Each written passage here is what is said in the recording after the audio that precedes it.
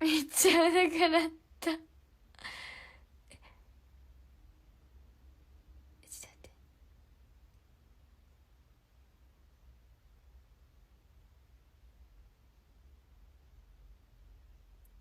私じゃないし。ほんまにお腹鳴りまくる。ね、昨日のライブで乾燥海苔、くしゃーってなった海苔をバーって入れて食べるのがめっちゃ美味しい。そうなんだ。今お腹鳴る。16人はいいってこと？お腹が鳴ってる。まとめる。